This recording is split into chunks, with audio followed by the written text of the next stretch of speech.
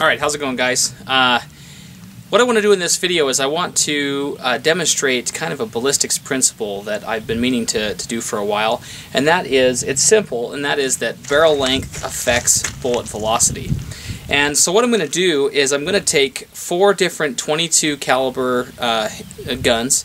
I've got the Walther P22, the Ruger 2245 Mark III, and I've got the SP101 Ruger in .22, and then I'm going to shoot the Ruger 1022 with the 16.12 inch barrel. So we're going to take these 4 different guns and we're going to demonstrate how their barrel lengths affect the velocity of the bullet. Now this isn't going to be completely an apples to apples comparison, mainly because that each of these guns are different. To be as consistent as possible, you'd want to have the same action and be able to cut down the barrel. But we don't have that, and so we're just going to kind of demonstrate with different firearms that we have.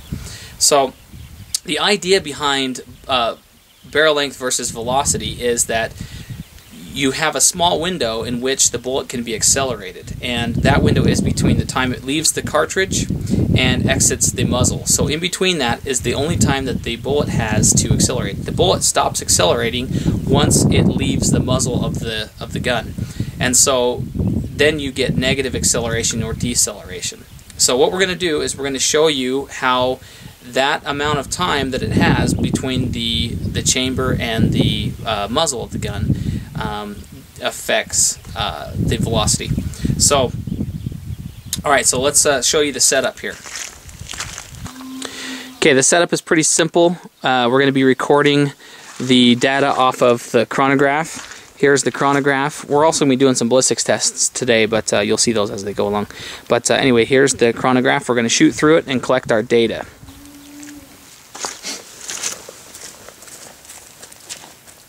Alright guys, first up is going to be the Walther P22 shooting the 36 grain CCI mini mags.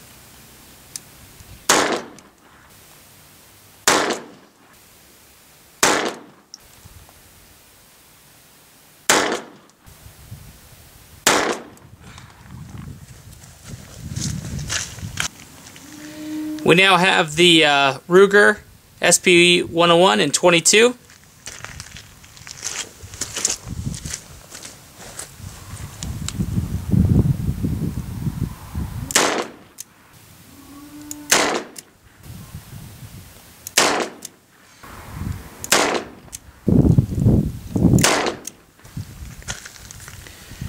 Okay, we've got the Ruger Mark III.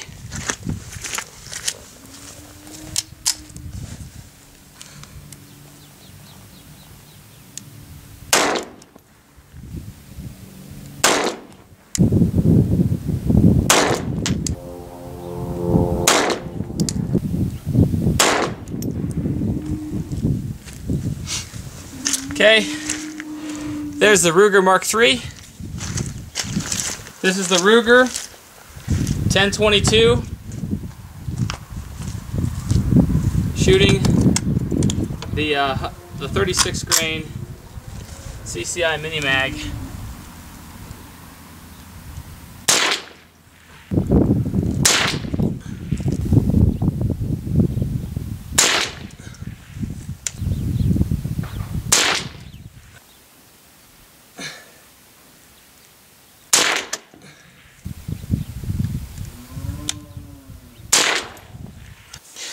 Alright guys, so let's go ahead and take a look at the numbers.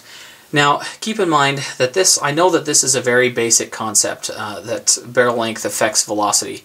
But it's something that's a concept I wanted to demonstrate because I feel that it's important, especially in a world or an environment where concealed carry is becoming more and more prevalent. And as that happens, people are carrying smaller guns. And these guns have shorter barrels.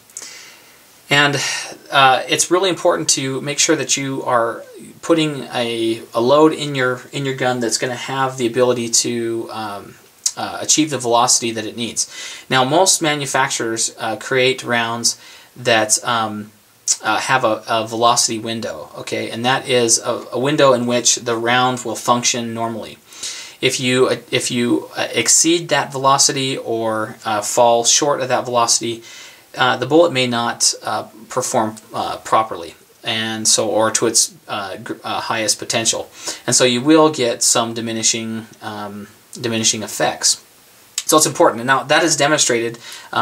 That is demonstrated by the fact that, you know, companies like Spears puts out a short-barreled load of their version of their different ammunition. So in my Glock 26, I carry the Gold Dot 124 grain short-barreled plus P load. So that is designed to be fired out of a 3.4-inch barrel or a 3-inch barrel.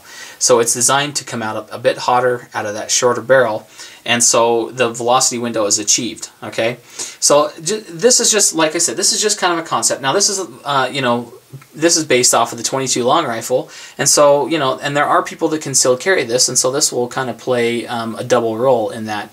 So anyone that owns one of these guns, this is a data point off the chronograph for them. So.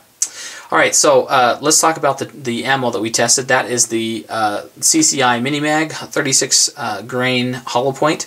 The factory specs on this is, or factory stated velocity is 1260 feet per second with 127 foot-pounds of energy. Now, one thing to note is that the temperature outside when I performed this test was between 25 and 30 degrees Fahrenheit.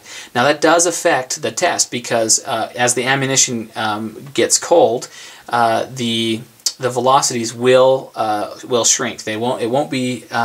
You won't see as high numbers because the powder's cold. And that's demonstrated a lot.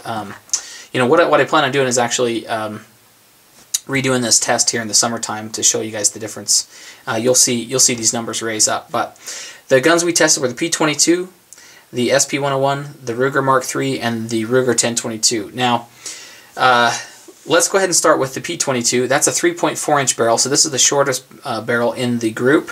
And the numbers that we saw were 982 feet per second, and that equated to 77 foot-pounds of energy.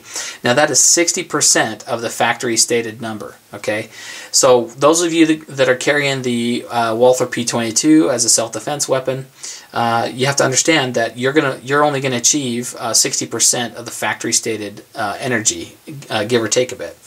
But you're going to do that because you're going to have that diminishing returns because of that shorter barrel. The powder does not have as much time to burn, and as the round is accelerating, it leaves the muzzle, and you are not going to have the velocities that you'd like to see.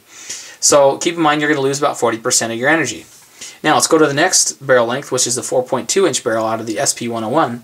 Now we've gained 0.6 of an inch in barrel length, and we gained 10% energy because of it. We looked at 1,059 feet per second, 89 foot-pounds of energy.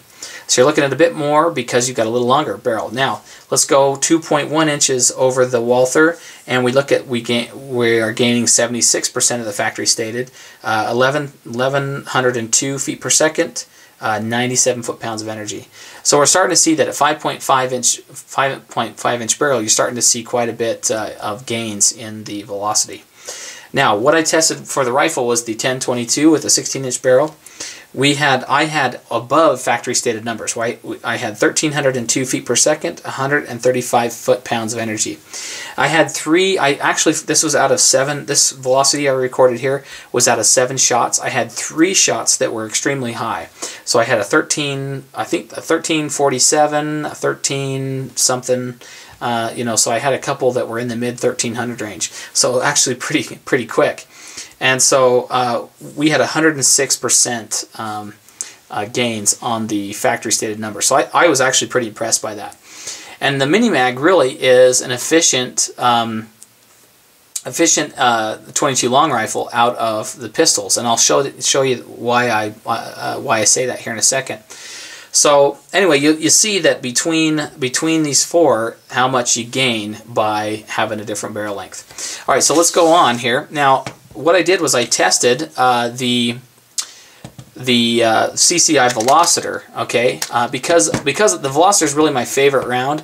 I wanted to get some numbers on it, and so I tested it out of the Walther, the SP101, and the 1022. And what I got was interesting.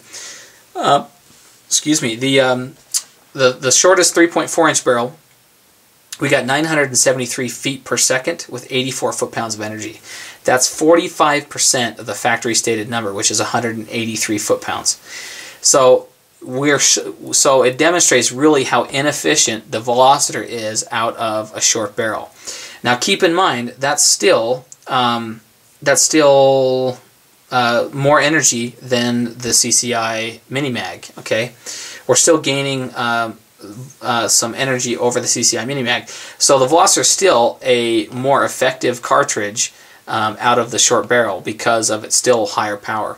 But we're losing quite a bit of efficiency in this cartridge. This really should have a lot more energy than that. Okay. Moving up to the 4.2 inch barrel, we gain 54% over the factory stated. So we gain 9% on that at 1,056 feet per second, 99 foot-pounds of energy. Okay. So kind of interesting. Now, when we went to the 1022, I got numbers of 1,351 feet per second at 162 foot-pounds of energy. That's 88% of the factory stated. Now, again, because of the temperature that we actually did the test at, I suspect that number will climb quite a bit. In fact, I'm from my own ballistics testing that I've done on the Velocitor, I'm guessing that it's going to be close to 1,400 feet per second in the summertime if we have warmer ammunition. So I'm probably going to redo this test quite a bit as the year goes on, just to see how it changes. But anyway, just wanted to share that with you guys just for your information. But anyway, so I hope that this kind of gives you an understanding of the concept between barrel length and